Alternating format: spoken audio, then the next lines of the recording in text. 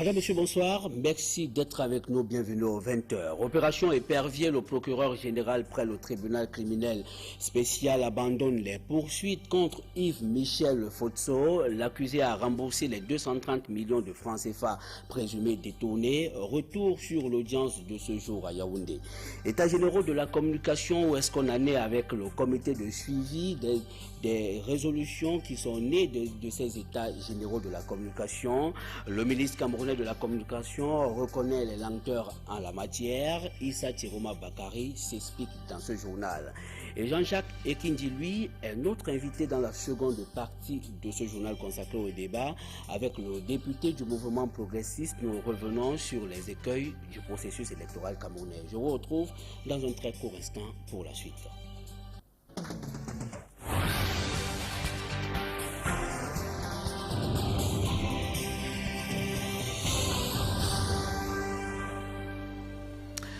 Opération Épervier, tribunal criminel spécial. Le procureur général près de cette juridiction abandonne les poursuites contre Yves-Michel Fotso.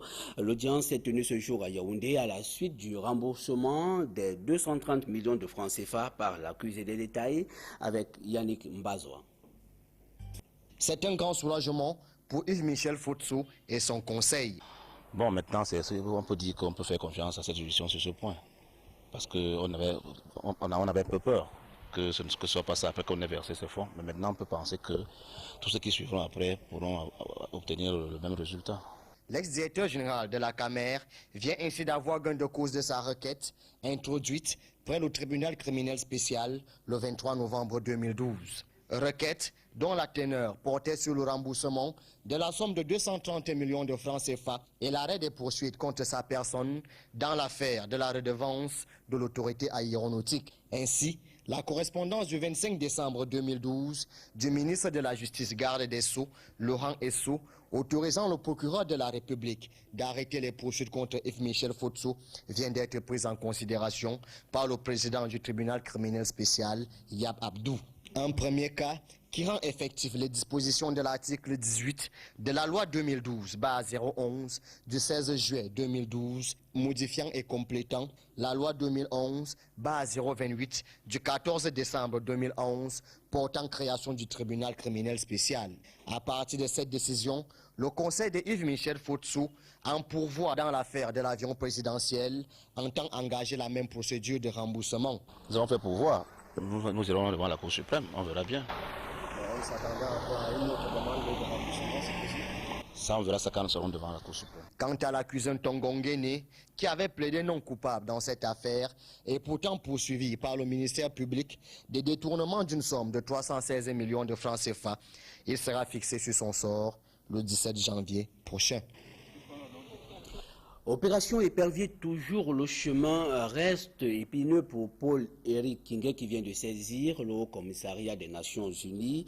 L'ex-maire de Ndiobé Pendja en prison au pénitencier de Newbel dans la ville de Douala sollicite l'arbitrage de cet organisme face à ce qu'il considère aujourd'hui comme un acharnement judiciaire. Voici l'économie de sa correspondance avec Vincent Bika.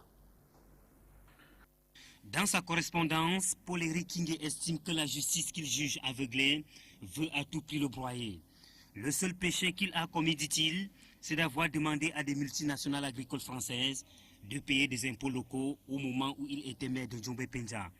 Dans ce document de 6 pages, Paul-Éric Kingé affirme que la procédure judiciaire qu'il accable est fait de violations des droits de la défense. Il en veut pour preuve sa condamnation à perpétuité le 29 février 2012 par le tribunal de grande instance du Mungo.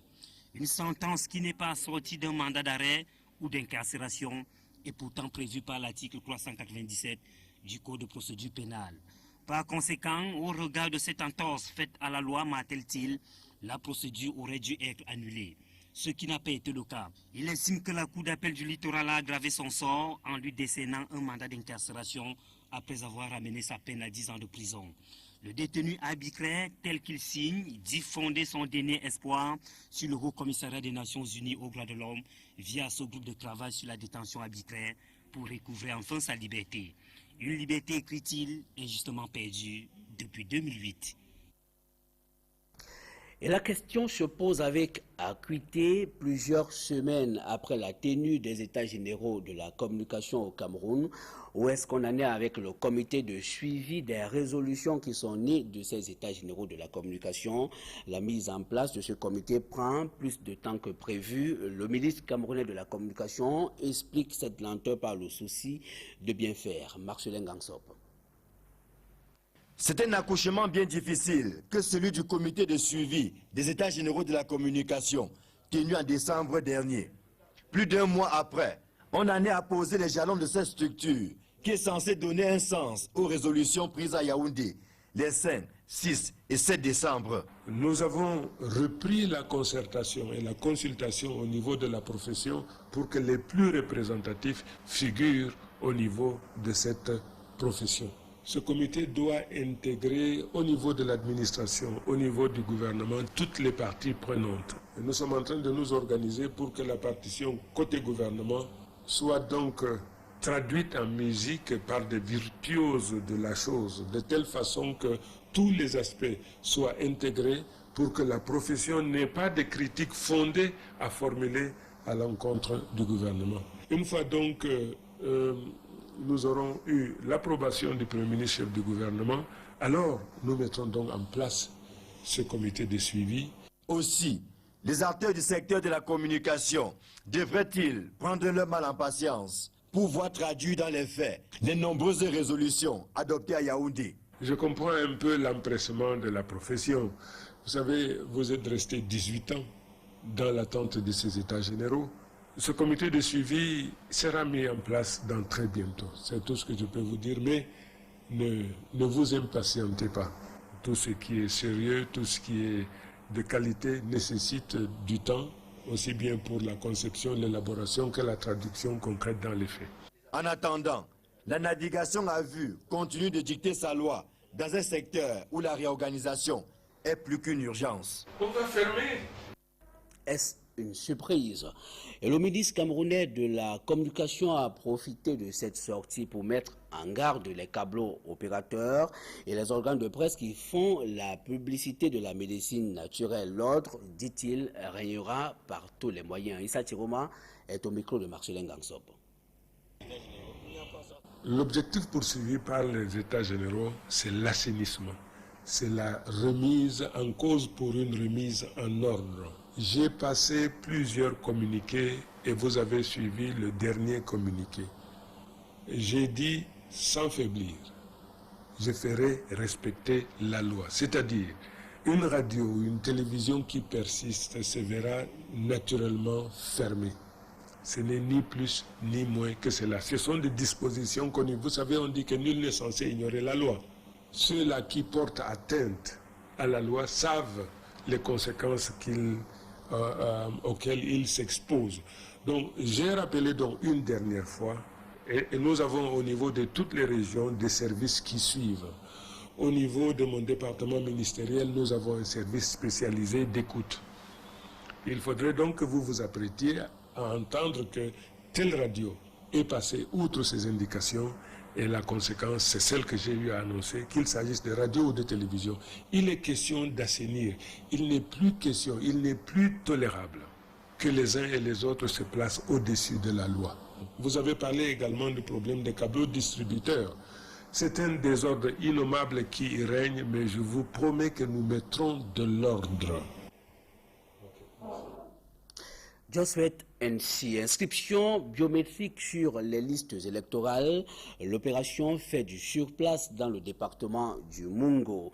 Sur près de 300 000 inscrits attendus, on n'en dénombre pas jusqu'ici la moitié. Le constat a été fait au cours de la deuxième réunion d'évaluation tenue en Konsamba il y a quelques jours. En Konsamba, on retrouve Cyril Djemba et Étienne Pascal Azegueux.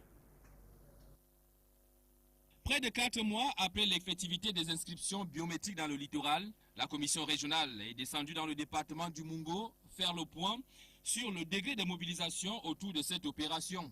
Il ressort de ces assises que les zones rurales du Mungo n'ont pas toujours goûté à la biométrie. Des zones rurales qui paient ainsi le prix de leur enclavement. Si aucun chiffre n'a été avancé par la commission régionale, Les informations glanées en Konsamba font état de la mauvaise santé des inscriptions. Vous ne voulez quand même pas que je vous dise le nombre d'électeurs que nous avons aujourd'hui. Le taux est suffisamment satisfaisant. Mais nous espérons faire mieux. Un manque de mobilisation qui se traduit par un certain nombre de dysfonctionnements observés sur le terrain. Bien qu'il y ait quelques petites difficultés, et notamment aux difficultés de terrain, à la programmation des passages de l'ECAM qui ne correspond pas toujours aux habitudes locales. Certaines antennes communales d'élections dans le département du Mungo sortent tout au moins du lot. À l'exemple de l'ONACO, où l'on est à 3500 inscrits sur les 6000 attendus. La main reste tendue à l'endroit des forces vives locales qui doivent doubler d'efforts pour espérer renverser la donne de la mobilisation. Que les responsables au niveau supérieur, les commissions d'encadrement d'appui qui sont mises en place, et les élites les encadrent, les soutiennent, les appuient, pour leur permettre de booster, n'est-ce pas, le nombre des inscrits actuels.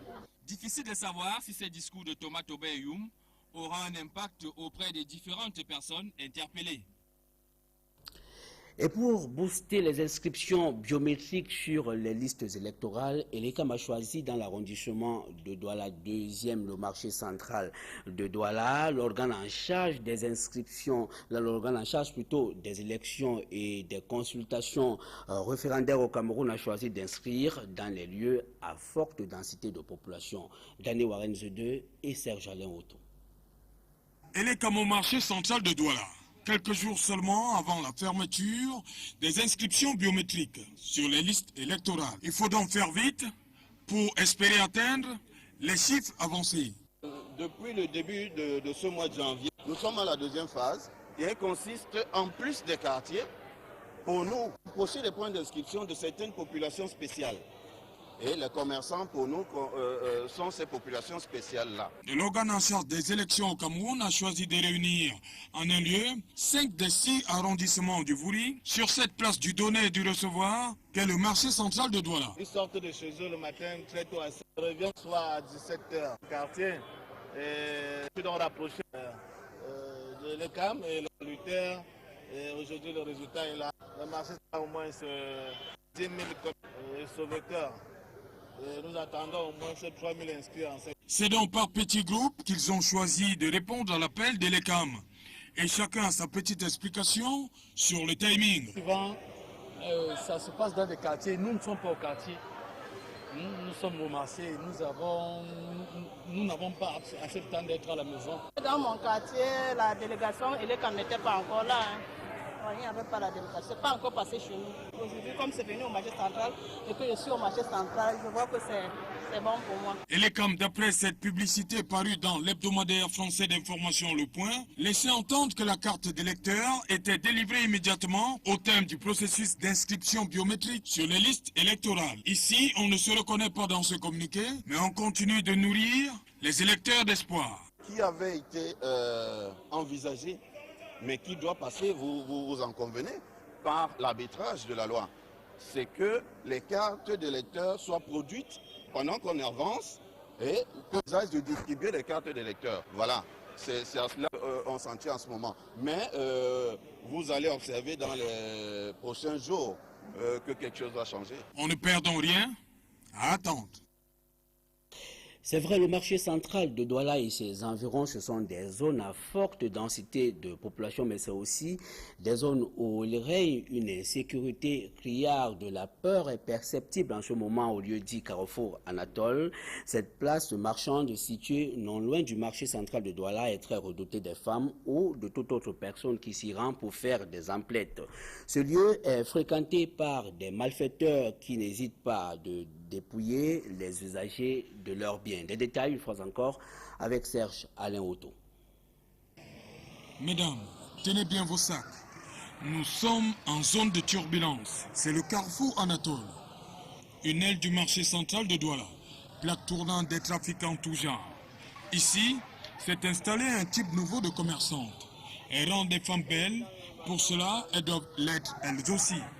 Et ça, c'est à leur risque et péril. Quand on est souvent assis, on vient souvent arracher les charpes, même les charpes des clients. Tu peux descendre du taxi et que quelqu'un voit que tu as une chaîne en or Même s'il faut que tu entres dans le trou, il te suit pour arracher ce sac. Même si c'est en pleine journée, mais il n'y a personne pour intervenir. Cette situation de danger permanent, ce vendeur de glace essaye tant bien que mal de mettre sur leur garde les potentielles victimes. Quand tu vois une femme qui arrive avec la chaîne en or, il l'appelle, il dit que bon madame, votre chaîne n'est pas en sécurité ici au Carrefour.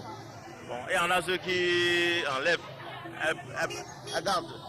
Bon, ceux qui disent que bon, je m'en fous. Si on arrache, on arrache. Ici, malgré une présence policière timide, les délinquants opèrent sans crainte aucune. Qu'est-ce que vous voulez qu'on fasse comment? C'est en public, tout le monde voit, la police voit. C'est pas nous. On ne peut que rester bouche bée. Tu interviens, ils vont revenir te massacrer après. Carrefour Anatole, un monde manichéen, dirions-nous.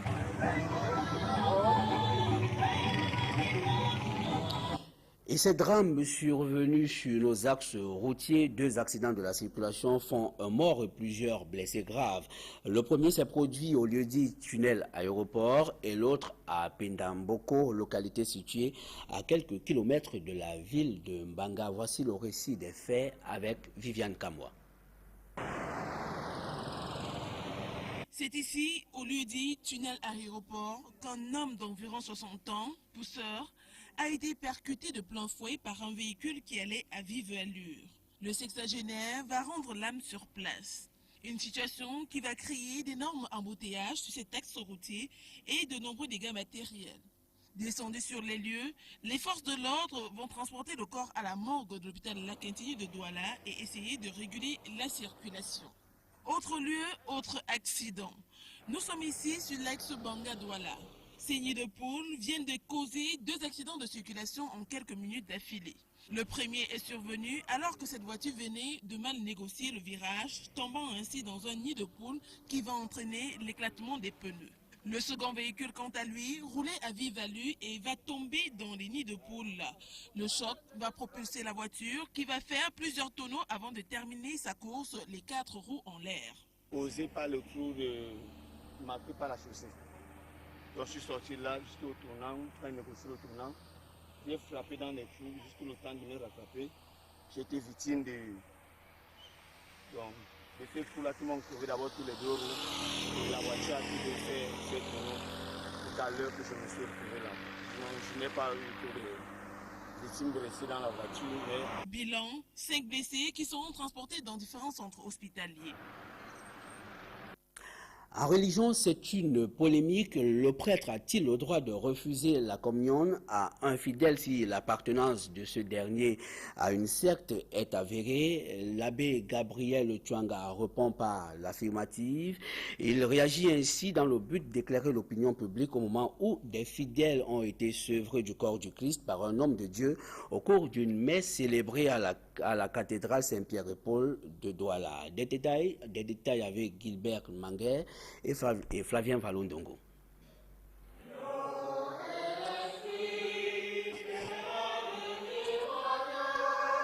Le peuple venu auprès de Jean-Baptiste était en attente et tous se demandaient en eux-mêmes si Jean n'était pas le Messie. L'abbé Christian Touani, que voici, fait l'objet de commentaires dans la plupart des chaumières depuis le 6 janvier 2013. Au cours de la messe dite par lui à la cathédrale Saint-Pierre-et-Paul de Bonadi-Bon-à-Douala, il a refusé de donner la communion à certains fidèles qui, selon lui, appartiennent à des sectes. Si par exemple le prêtre connaît que la personne qui avance vers la communion fait partie d'une secte, par exemple la Rose-Croix ou la franc-maçonnerie, ce chrétien ne peut pas accéder à la communion. Pourtant, ces fidèles fréquentent cette église depuis des lustres et participent activement à la vie paroissiale. Celui qui va recevoir le corps de Christ doit être dans les dispositions requises. Je viens de recevoir le corps de Christ maintenant, mais si d'ici la maison, je me place en position irrégulière, s'il y a une messe à la maison, je ne dois pas communier, parce que je sors de la messe, j'ai communié. Comment comprendre alors l'incompatibilité qui existe entre l'Église catholique et les cercles exotériques? Ça dépend des conditions dans lesquelles je me retrouve. Donc il faut avoir un esprit droit. On ne peut pas communier pour le plaisir d'aller communier. On pêche par pensée, par action, par omission. L'homme de Dieu ajoute que les sectaires et les polygames pour ne citer que cela, peuvent recevoir le corps du Christ lorsqu'ils ne sont pas démasqués.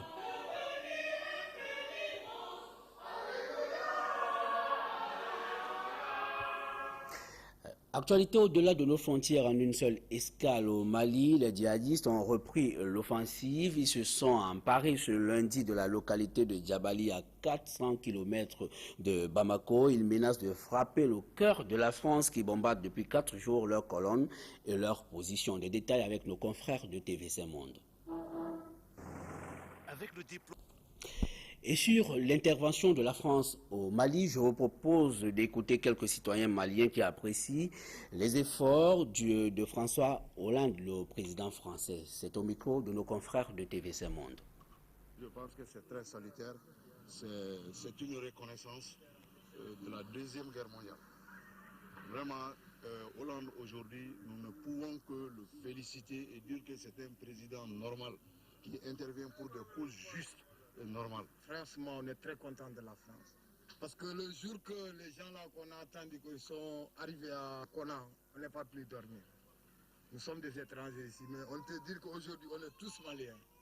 On est tous d'accord avec la France, que Dieu aide la France, que Dieu aide Mali, pour qu'on puisse en sortir. C'était une intervention attendue. Ça fait, en tout cas, ça a plu à l'ensemble de la population malienne. Nous sommes des anciens auxiliaires de la colonisation française.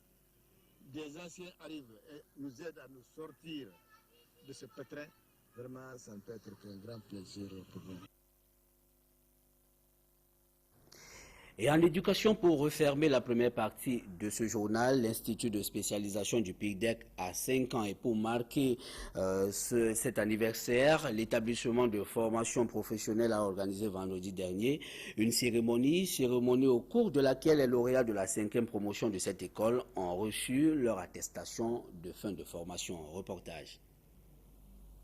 Ce sont au total 53 apprenants de l'Institut de spécialisation du PIDEC qui ont reçu le 11 janvier dernier leur parchemin de fin de formation de l'année académique 2011-2012. Le couronnement d'un labeur pour ces lauréats de la 5e promotion de l'ISP dont la formation a été adaptée aux besoins des entreprises. C'est vraiment une fierté et c'est vraiment merveilleux de vivre ce moment-là. Les jeunes sachant d'une formation, je vais leur proposer de venir à ISP se former. Durant 6 mois, j'ai été formé en réseau et télécom. Je suis sorti étant outillé pour affronter le monde du travail. Une remise solennelle des diplômes couplée de la célébration du 5e anniversaire d'existence de l'Institut de spécialisation du PIDEC.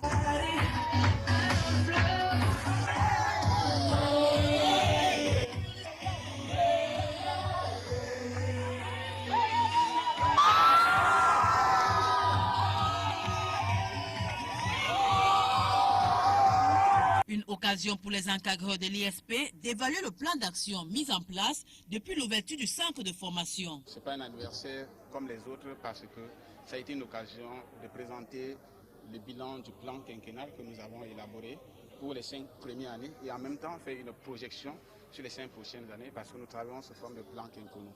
Au jour d'aujourd'hui, le PIDEC a déjà formé 171 apprenants avec un taux de placement dans la vie professionnelle qui s'élève à 41,45%. Des chiffres qui témoignent de l'esprit d'entrepreneuriat du PIDEC, mais pour les responsables de la structure, le meilleur est à venir. L'objectif est d'offrir à chaque apprenant qui s'inscrit à l'ISP une opportunité d'insertion, une opportunité d'emploi. Pour mener à bien ces objectifs, l'ISP pourra toujours bénéficier du soutien indéfectible de ses partenaires institutionnels qui l'accompagnent depuis le début de l'aventure. Nous sommes engagés à travailler avec les structures qui respectent les normes de la formation professionnelle. Et ISP se trouve parmi ces structures qui sont dévouées pour donner la formation aux jeunes Camerounais. Nous nous efforçons de rendre ces demandeurs d'emploi autonomes à travers des formations sur les techniques de recherche d'emploi, afin qu'ils puissent eux-mêmes prendre des initiatives sur le plan de la recherche d'emploi et qu'ils conduisent ces initiatives-là de manière à ce qu'elles se soldent par un succès, c'est-à-dire leur insertion en entreprise. Créé en 2007, l'Institut de spécialisation du PIDEC offre des spécialités en sciences de gestion, génie informatique et télécom, graphisme et multimédia en cours du jour et cours du soir. Des programmes de formation qui s'arriment à la demande du marché de l'emploi. La double cérémonie qui avait pour cadre la salle des banquets de nos notaire de la place a connu la présence des familles et amis des récipiendaires, mais également la participation de quelques artistes venus agrémenter la fête. Un père qui ne peut pas se vertuer comme ça, il vous demande là et vous refusez de lui donner là. C'est là où il me répond et me dit, si je... Voilà, madame, monsieur, c'est la fin de la première partie de ce journal. L'honorable Jean-Jacques Ekindi, député de la Nation, est notre invité dans la seconde partie de ce journal consacré au débat. C'est juste après l'indicatif.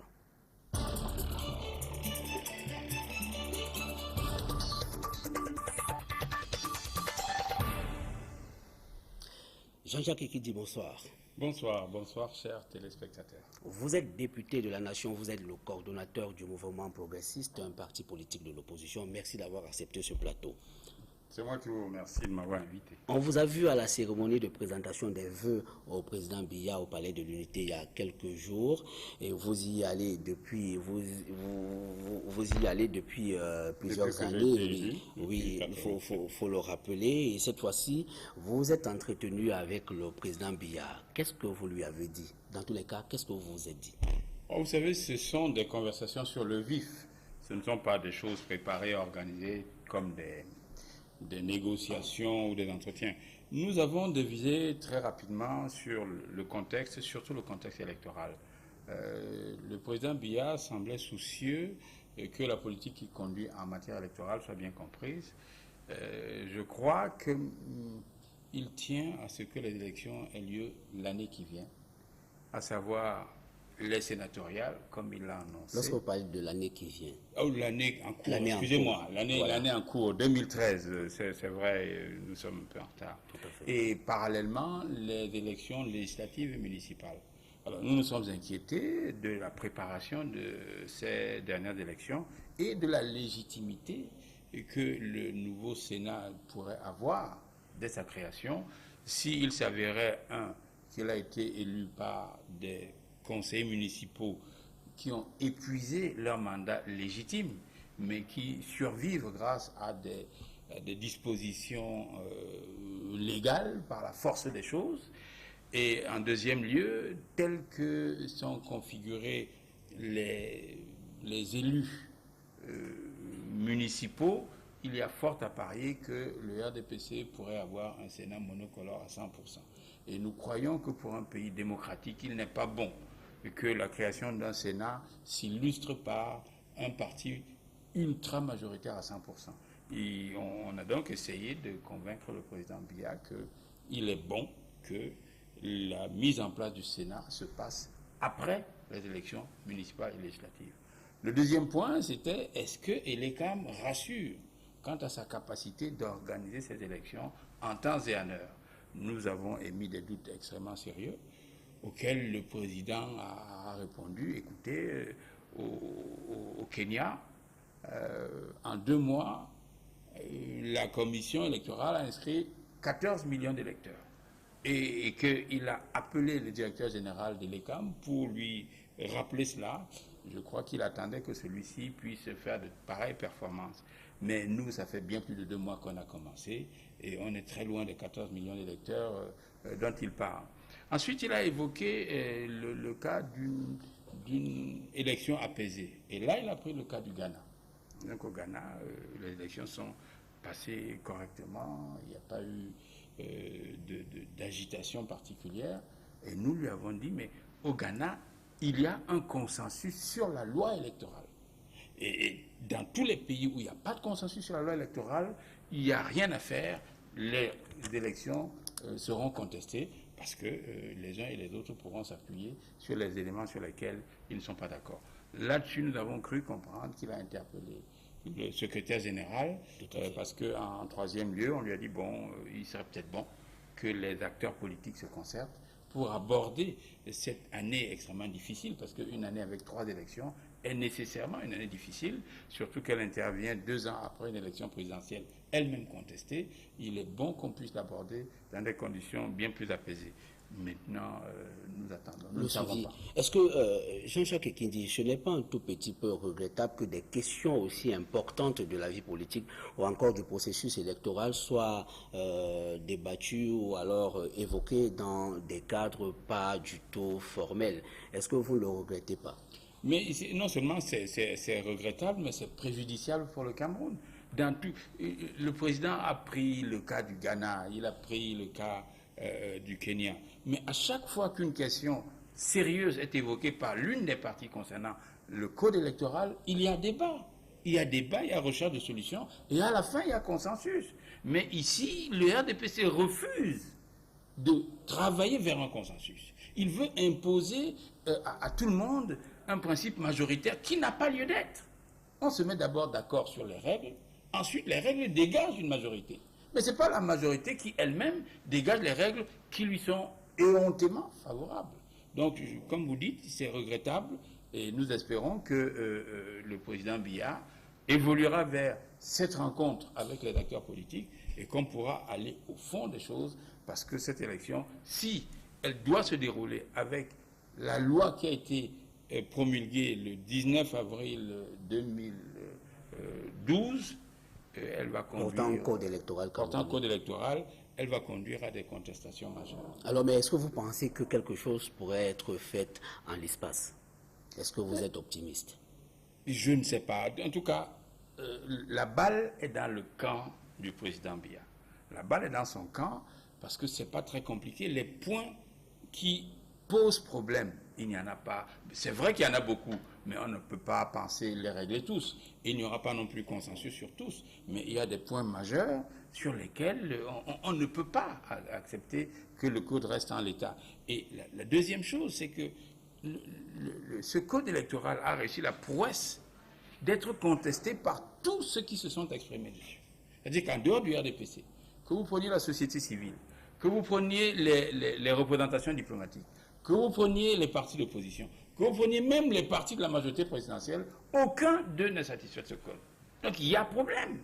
Alors, est-ce qu'on va évoluer vers une solution à peu près consensuelle? C'est ce que je souhaite de tout mon cœur, parce que je crois que les élections doivent avoir lieu en juillet, et juillet, ce n'est plus très loin. Et d'un autre côté, il faut que, techniquement, l'ECAM soit en mesure d'organiser ces élections. Là encore, il y a un énorme point d'interrogation. Et l'ECAM, malheureusement, ne nous a pas habitués à une clarté, à une transparence dans son expression. Ils disent une chose, et ce qu'on constate, c'est que ce n'est pas ce qu'ils ont dit, et qui finalement est mis en place. Vous connaissez très bien les problèmes des récépissés, où à Yaoundé, on nous disait qu'ils seront en couleur, etc. Finalement, c'est toujours du papier thermique, autrement dit, ils ne tiennent pas la route. Bon, on nous dit qu'on aura 7 ou 8 millions d'électeurs. Bon, pour l'instant, on en est à 2. On nous dit que techniquement, les distributions des cartes vont commencer dès lors que les machines pourront les produire. On nous a montré de magnifiques machines qui produisaient des cartes, mais je n'ai pas entendu dire que la moindre distribution a commencé. Donc, avec toute cette cacophonie, nous ne pouvons être que très inquiets et nous nous préparons en conséquence. Alors, ceci dit, vous émettez beaucoup de réserves qui traduisent les nombreux écueils du processus électoral camerounais. Si rien n'est fait et qu'on arrive que la situation actuelle soit maintenue, êtes-vous prêt à aller aux prochaines consultations électorales dans ces conditions? Il ne fait aucun doute que nous irons aux élections.